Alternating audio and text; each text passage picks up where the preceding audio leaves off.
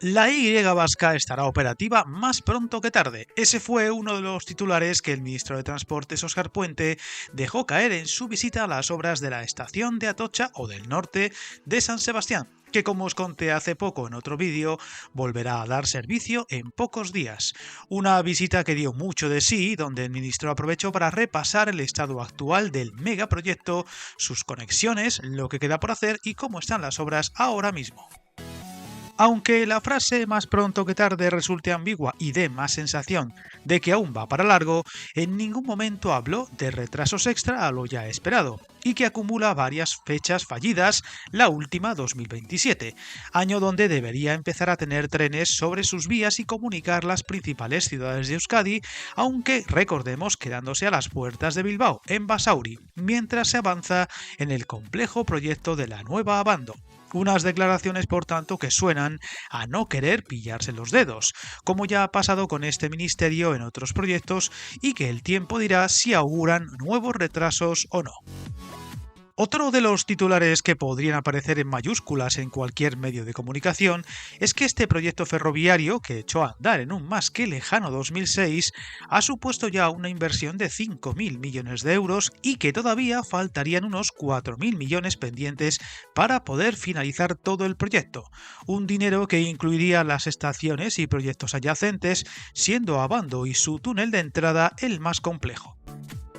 De hecho, también destacó que a falta de iniciar la construcción de la estación de Astigarraga, las estaciones de Bilbao y Vitoria están aún en redacción, aunque la continuidad del tercer carril desde Astigarraga a Irún y Hendaya está ya en ejecución. Un megaproyecto, por tanto, que una vez concluido al completo, habrá supuesto una inversión global de unos 9.000 millones de euros, principalmente por la singularidad de la orografía vasca, con el 80% del recorrido hecho en túnel o viaducto, sin olvidar los complejísimos condicionantes de carácter ambiental. Viajar en tren nunca fue tan fácil. En trenes.com encuentra y reserva tus billetes de Renfe, Wigo, Irio y muchos otros países europeos. Vive experiencias únicas a bordo y recuerda, si vas sobre raíles, está en trenes.com.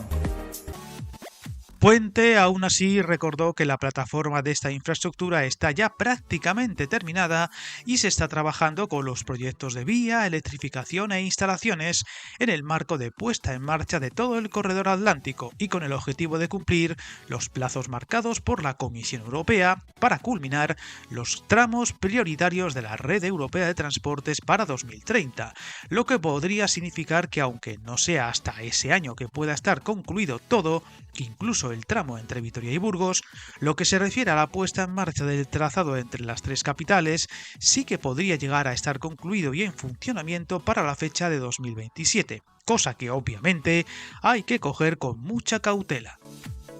Tampoco se olvidó de los avances en la conexión de la alta velocidad con Francia, la ejecución de la estación intermodal e internacional de Irún, que espera ver acabada el año que viene, y el compromiso del Gobierno central de agilizar los proyectos y ejecución de la llegada de la Y vasca a Bilbao y Vitoria, donde ya se están redactando los estudios y proyectos de la nueva estación de Abando y una de las piezas clave, la llegada a Vitoria y el nudo de Arcaute, calificado como el auténtico cuello de botella que impedía el progreso definitivo de la Y vasca y que recientemente quedaba desbloqueado, tal y como te conté en otro vídeo del canal. El ministro aseveró que este año la Y vasca experimentará el último gran empujón para finalizar sus ramales, culminándose la práctica totalidad de la plataforma ferroviaria.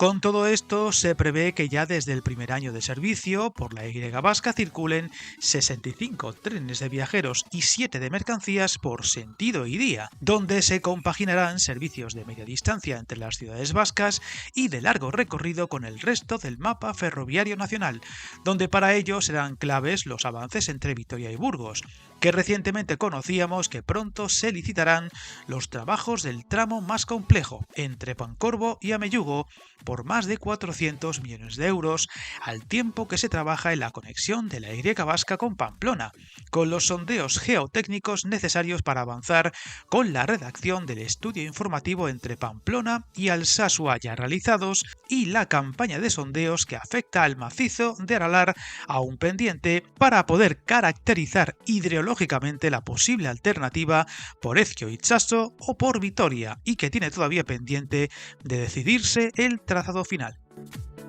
Puente quiso destacar la relevancia y complejidad técnica que ha supuesto la nueva estación Donostiarra al tener que simultanear obras y explotación ferroviaria, lo que ha supuesto inconvenientes en el servicio prestado a los viajeros, pero que afortunadamente a partir del lunes 17 van a empezar a verse reducidos y la estación comenzará a entrar en su recta final para estar plenamente operativa en 2026. Estación que, recordemos, cuenta con un diseño que aumenta el espacio de vestíbulos, tanto de acceso y de distribución, los andenes, las oficinas para la gestión y explotación ferroviaria y preserva la marquesina histórica, un nuevo edificio y entorno que supondrá también la creación de una nueva plaza frente al Centro Cultural Tabacalera de más de 5.700 metros cuadrados. Esperemos que las palabras del ministro, extremadamente prudentes, no signifiquen el jarro de agua fría que han señalado muchos medios de comunicación y se deban más a la cautela de lo que queda por hacer que a otra cosa,